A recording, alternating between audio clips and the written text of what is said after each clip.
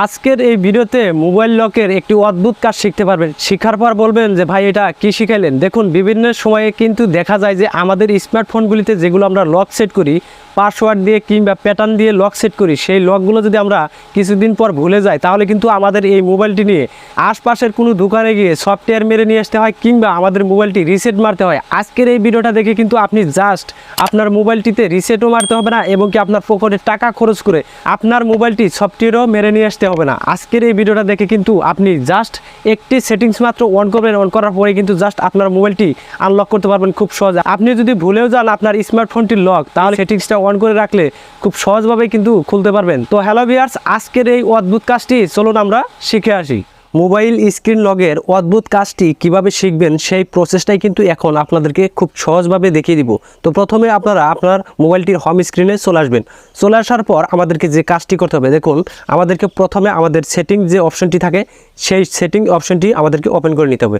দেখুন, বিভিন্ন সময় কিন্তু দেখা যায় যে আমাদের এই স্মার্টফোনটির হোম স্ক্রিন যে লকটি আমরা সেট করি পাসওয়ার্ড দিয়ে কিংবা প্যাটার্ন দিয়ে, সেই লকটা যদি আমরা ভুলে যাই, যাওয়ার গতিকে কিন্তু আমাদের মোবাইলটি রিসেট করতে হয় কিংবা আমাদের আশপাশের কোনো দোকানে গিয়ে পকেটে টাকা খরচ করে সেখানে সফটওয়্যার মেরে নিয়ে আসতে হয়।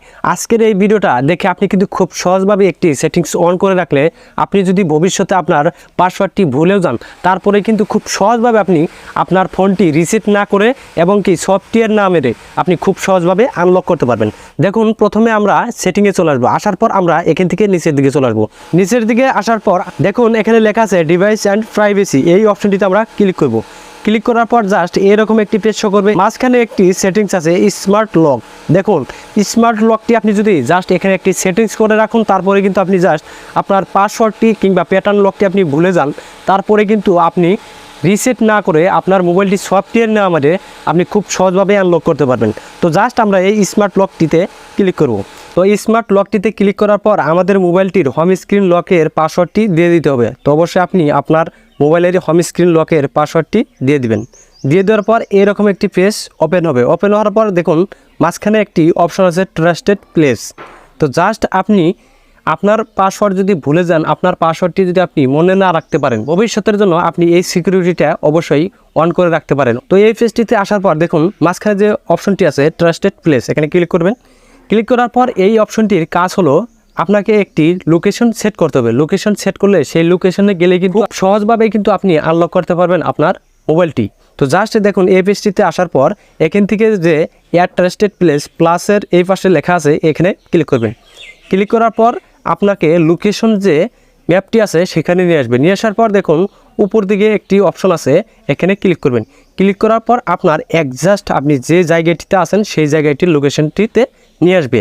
তো জাস্ট আপনার আশপাশের কোনো একটি স্কুল থাকলে, কোনো একটি মসজিদ থাকলে, কোনো একটি মন্দির থাকলে এবং কি কোনো একটি দোকান বা শপ থাকলে সেখানকার একটি লোকেশন আপনি দিয়ে দিবেন। তো জাস্ট আমি এখান থেকে একটি লোকেশন দিয়ে দিব।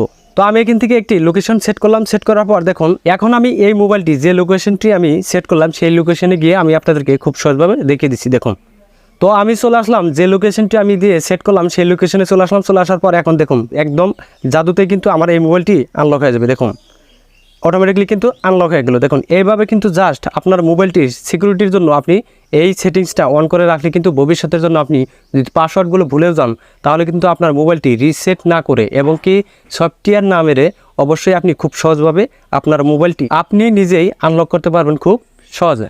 তো হ্যালো ভিউয়ার্স, ভিডিওটা দেখে যদি মনে হয় কিছু শিখলেন তাহলে অবশ্যই আমার সাথে থাকবেন। আর এইরকম টিউটোরিয়াল ভিডিও পাওয়ার জন্য আমার চ্যানেলটিকে সাবস্ক্রাইব করে রাখতে পারেন। তো আজকের জন্য এতটুকুই, আবার আসবো নতুন কিছু নিয়ে। ততক্ষণ আপনারা সুস্থ থাকুন, ভালো থাকুন এবং খুদা হাফেজ।